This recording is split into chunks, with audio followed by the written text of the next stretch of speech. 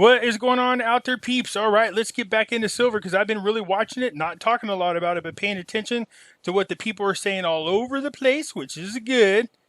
They keep trying to tell us that the squeeze is over, but I keep telling you that no, it's not. No, it's not. Now, we might not be having a huge rush, not yet, but get ready because people are. There's a second silver squeeze going on. We're going to get into it, and I'm going to explain why you probably should start moving now. Why you got to, well, at least a few days. We'll see what's up. All right, you guys. Hey, look, if you're thinking about buying precious metals, then you should, most likely the silver. Give a consideration to our friends over at Money Metals Exchange. The link is down in the description. First-time buyers in Puerto Rico or the United States. If you spend more than $100, use promo code Pimpy, P-I-M-P-Y, and pick up your free half ounce of silver. You're going to want that. We got Pimpy's investment chat over here. It's the same name as the YouTube channel. Over here we do talk about gold, silver, cryptocurrencies, as well as other foreign currency investments. It's free to join. Link is down in the description. All right, let's get into the good stuff, all right? So I understand that people keep talking about, oh, cryptocurrencies are running. I get it, you guys, I do. But I can't help but feel like this is a distraction trying to keep people away from precious metals. I really can't help but feel that way because nobody's going to be able to explain to me why it is that cryptocurrencies are running. Not like this. This is ridiculous. It's artificial pump. You see, we're seeing people put billions of dollars into Bitcoin, but how come there's no reports about anybody taking anything out? Is it possible that they left the billions in there? Could be. As a matter of fact, one company, I believe, is, what is it, like in the trillions? Did it? Remember that graph I showed you? Anyways, the point is this. Why? What is going on? Ethereum, I understand. And they're about close to the 2,000 here. Ethereum, I understand. I get it. Has a lot of use cases, but just out of curiosity, I want to see some. I just thought about it. For those of you who are watching me do the stock watch, remember how low these were back in April 21st when I told everybody, let's jump on it? I'm just curious to see how much the profits are really super quick here if we remove the current prices and put in the new ones. So where are we at here? Ethereum. Look at this. $173 when I was talking to you guys about this. So I am going to hide these two columns here because we don't need to see them. I'm just curious to see where they are. So this is the current value is what it's going to be. So let's take a look. The current value is at 1944.70. Good. What's the next one? That's Ethereum, where it says XRP is right here. So if we take it out, and what is XRP at the moment? 0.52 what? 61? Okay, good. What else do we have here? Bitcoin. Here we go. Bitcoin is at 56704.04. There you go. I did have XLM on here, but I took it down. But I'm just curious about the profits and where it sits. So look at Ethereum. On a $10,000 investment, you guys, look at this. If you would, this is from April 21st. Had you put $10,000 into Ethereum, back when it was 173.41, at the current price it's at now, you'd have made $102,144. Bitcoin was 6,880. 10,000 would have gave you 1.5 coins. You'd be at $72,000 right now. And even with the XRP, when it was 18 cents at 53, you're still up $18,000. Look at Ethereum on the same $10,000. Look at that. 102. $10,000. Had people listen to me and pushed in $10,000 when Ethereum was 173.41 and left it there to where the current price is today, your $10,000 would have gave you $92,144 profit. Had you put your $10,000 in Bitcoin, you would have probably got like 1.5 coin. Yeah, that's cool. Take the $10,000 away, you'd be up $62,000. Wow. Pimpy, yeah, I know. Pimpy, yep, I know. That's huge. Kicking myself in the ass. I should have did it myself. Yep, but I didn't. Good Lord, that's why this was a fictitious profile. But look at that. That is beastie right there. 102 92,000. That's a 92,144, and it's not even a year later. Remember, it's April 21st. That's how much you'd have brought in already. And this one here, ooh, man, 62,000.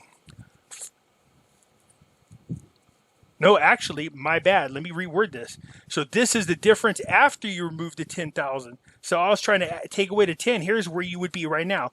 112,000. If you take away the 10, that's the pure profit. $102,000 in profit. That's minus your original $10,000 investment. The same over here, you would have $72,000. That would be your profit above your 92 or above your 10,000. Yeah. Yeah. The same here. This would be 18,000 above your XRP. Man, unbelievable. I haven't checked this in a while, and I know the cryptocurrencies have been running. I was just curious. I wanted to come check that out. Sorry about that. Got sidetracked a little bit. Hey, for those of you still interested and try to grab something going on with these cryptocurrencies, there is a link down in the description. Just follow it. It'll take you where you can buy cryptocurrencies. It's $10 just for following the link. But let's get over here to gold. Notice that gold rebounded just a smidgen. Still down low. What I like is their gold to silver ratio is shrinking. But usually what happens is gold never usually goes down to silver. Silver usually goes up to gold. And for some reason, they keep smashing gold down. But here's the thing. There's a shortage on gold, silver, palladium, platinum, and copper. They are all showing signs of shortage. How are we going to move into the Green New Deal if you don't have the materials to do it? Nonetheless, silver still, every time, man, like I've been saying, I go, it's weird because I watch them on the charts. I watch them on the live feed. Every time I watch them, it gets up around $28. The algorithm does their thing. They do whatever it takes, and boom, they crash it back down. They're not allowing it to get above $28. That has been going on for some time. I've been talking about it, and I still continue to watch it. And that's what they're doing. They are not allowing it to get above 28. But anyways, what I want to bring to your attention is not only is there a shortage, again, I'm going to prove to you some more. I want to keep showing you what other people are saying because it's important for you guys to know to keep buying silver, take it off the market. Do whatever you can. If you got discretionary funds, go ahead and do it. The more you remove, the harder it is for these people to recoup. Okay, this is good. This is what we want. Okay, so $27, 37 cents, that again is just the market price. But what's coming up here that everybody's stressing about that we think is going to cause a pretty big jump in the silver value? February 24th, the COMEX future contracts come due.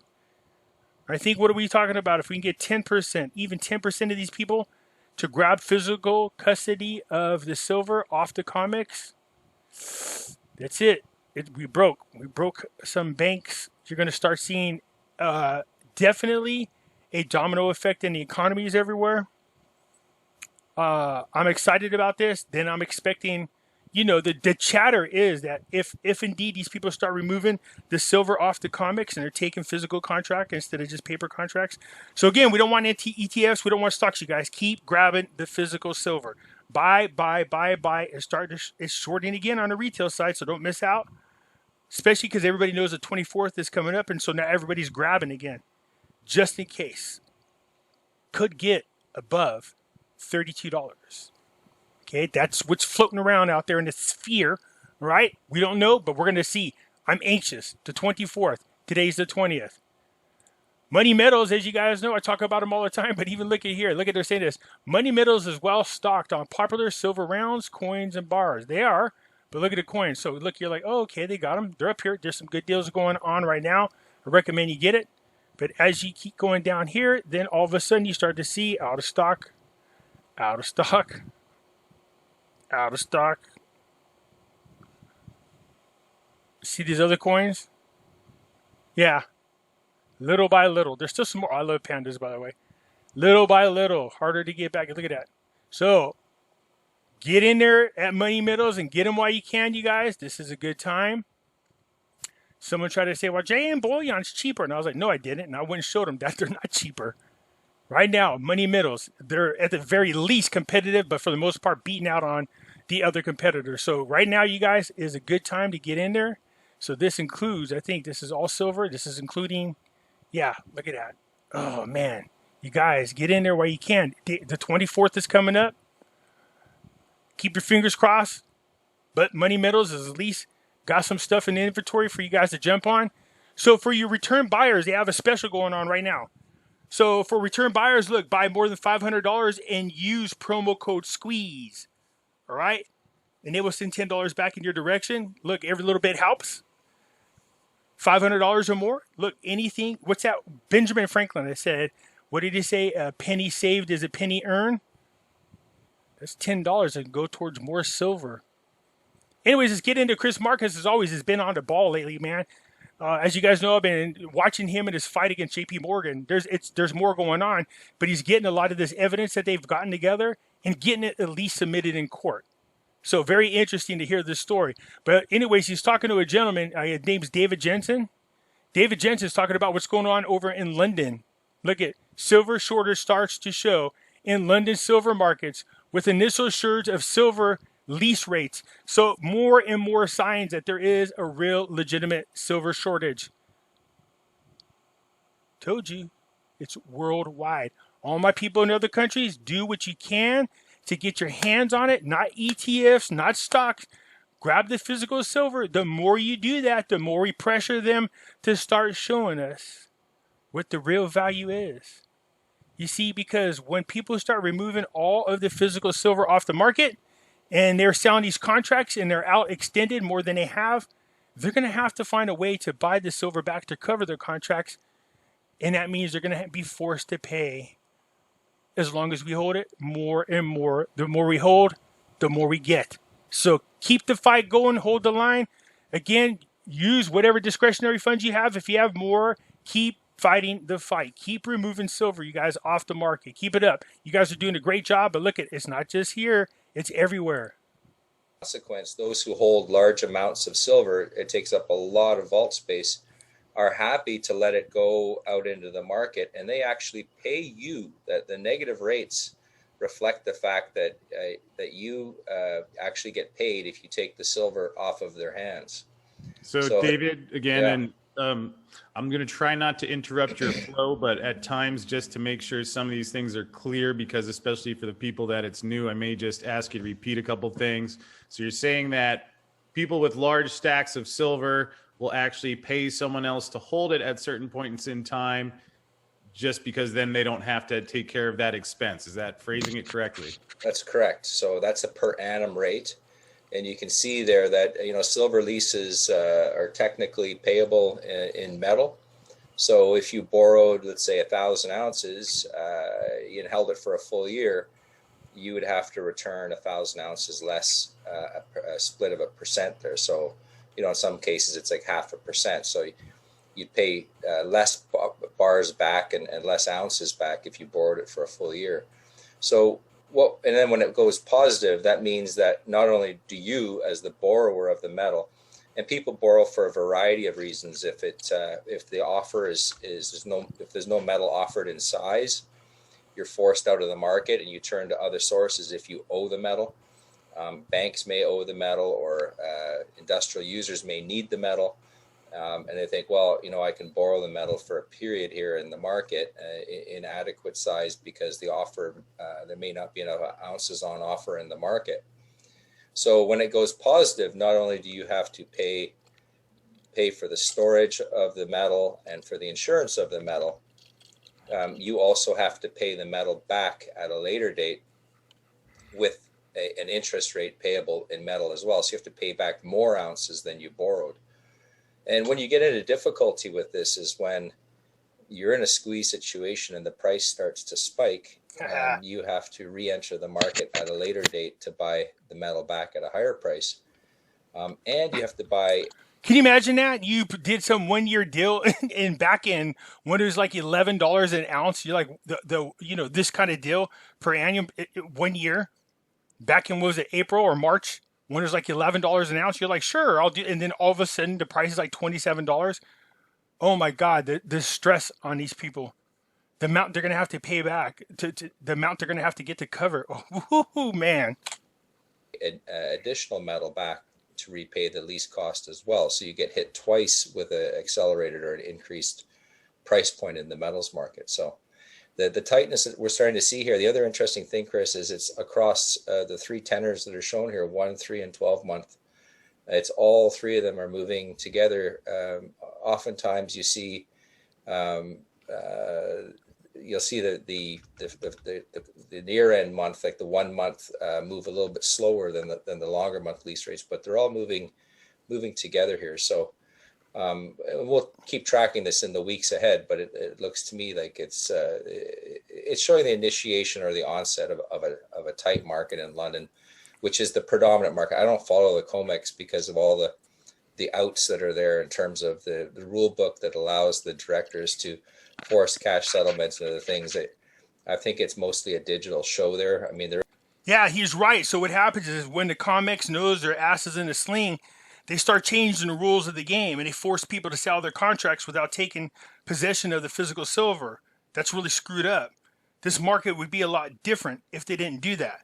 So the smaller contracts, because they're smaller, they just say, look, sell your contract, but you're not taking physical silver. Shiesty.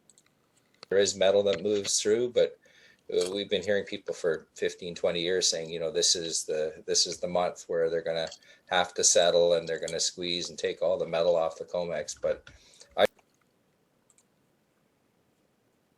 February 24th, we're going to find out. If they do, you're going to wish you had silver. I'm hoping you guys were able to stock up on some. Keeping our fingers crossed. There's no guarantee, but most people are saying we're going to see. We are going to see. Look, you better hurry up while there's some left. They have it. Oh, out, out, out, out. Look at all those outs. Even though these are really beautiful coins, by the way. Yeah, you guys see? People are wising up.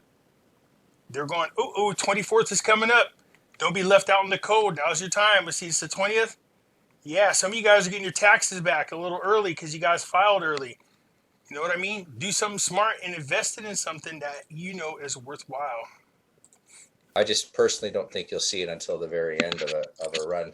And I think you'll see it here in London much, much sooner because this is an active physical market.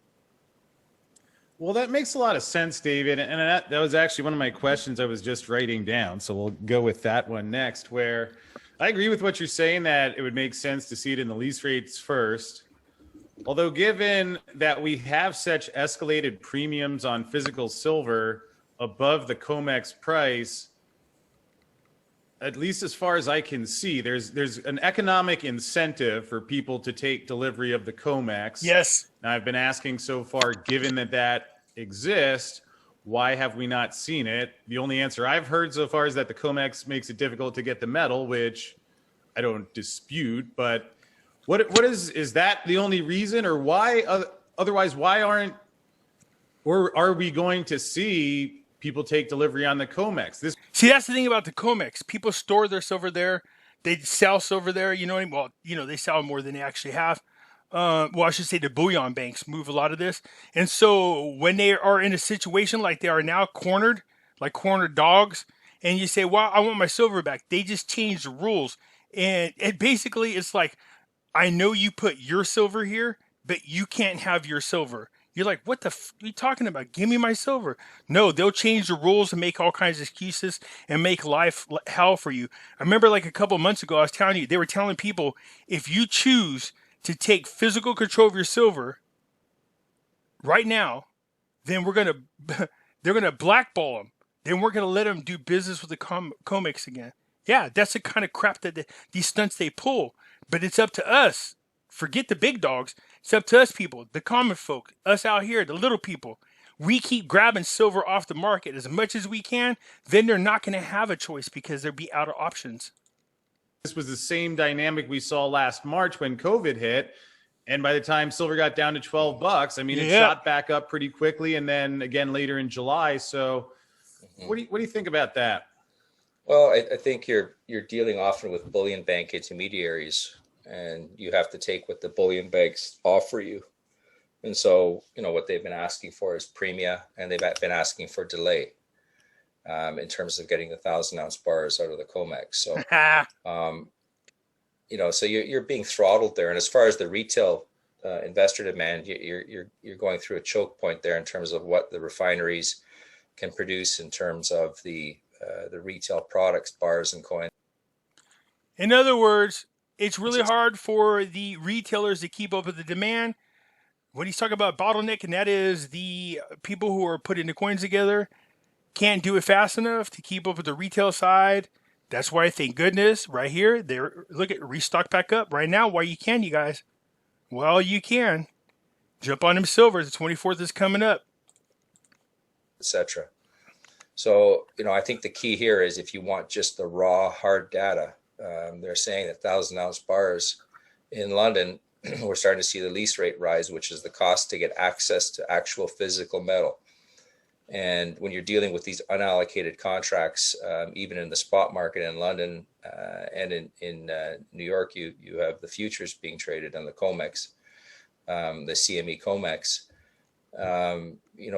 Those are reflecting unbacked assets, and usually in terms of the contracts that are being traded.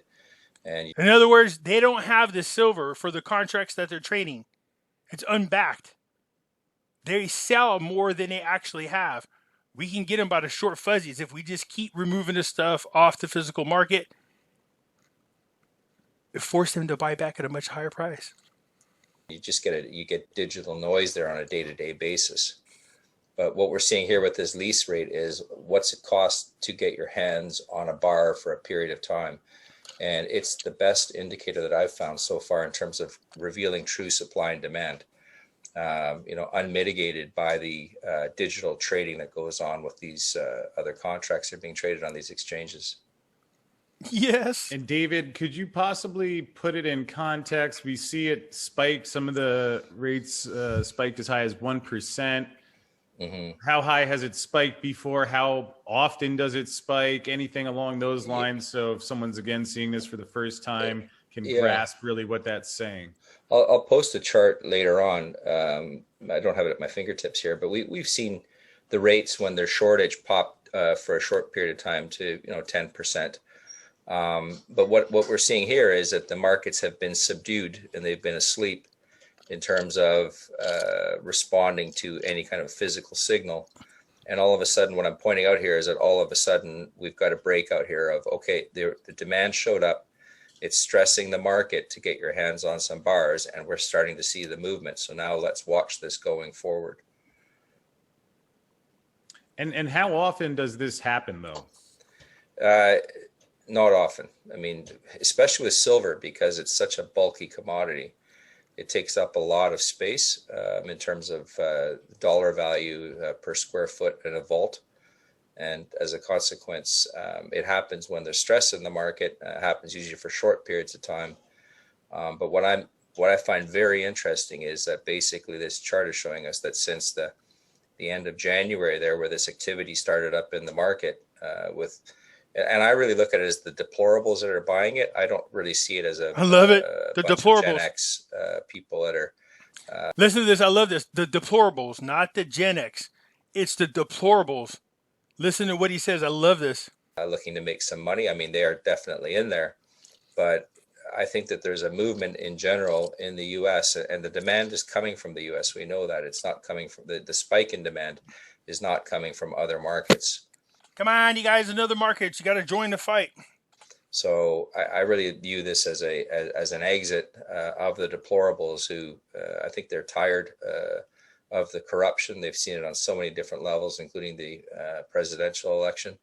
And I think people are exiting the system and getting hold of real assets that are that have virtue and that aren't manipulated when they're in your hands the same way that they could be if they're held by a bank. Love it. Okay, you guys. So see, you are making a difference.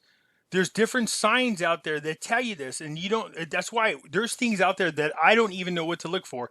That's why I bring you this evidence so you guys can see it's just not me blowing smoke up your tuchus. All right, listen to what these guys are saying. There are other signs that there's a problem. We know this. Keep in mind, the more you remove off the market, the less that's available. But we haven't even gotten in yet to the Green New Deal. You know what I mean? Where they start forcing people to do these, use these panels Copper, silver. Copper, man, is the untalked about commodity, or I should say the metal that nobody's really talking about. Even I dropped the ball on it. Look, it's really super affordable, you guys, but it keeps jumping up on large amounts of percentage wise. Okay, but look right now, you could buy 30, I still think it's funny, 34 pounds, man. That's a lot. Dude, seriously, that's a lot. Look at this, 34 pounds. 34 pounds. Let's go take a look. 34 pounds of pennies. Whew. 34 pounds, 156. That's, you know, shipping, handling, the whole 9 yards. Let's see. Copper pennies order are not eligible for free shipping. Hell no, it's 34. It's 34 damn pounds of pennies. It's not going to be free shipping. Sorry, Stefan, but it is funny. You know you're not going to. That's a 34 pound bag. All right? You get your hands on a few of these bad boys, just keep watching copper go up. But they have other copper things. If you can't afford to buy a 34 pound bag, where are they out? Are you guys seriously out? They are. My God, look at that. All the rounds, all the bars gone now. Gone.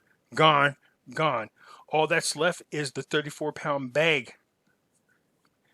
For those of you people out there that are coin collectors and you know what I'm talking about, you could go through the 34 pound bag of copper pennies looking for variety errors. Yeah. Yep, buddy. Anyway, so look, these are the metals. They're short on all of them. Gold, silver. I do like the fact that the ratio is getting smaller. Gold and silver ratio. Love it.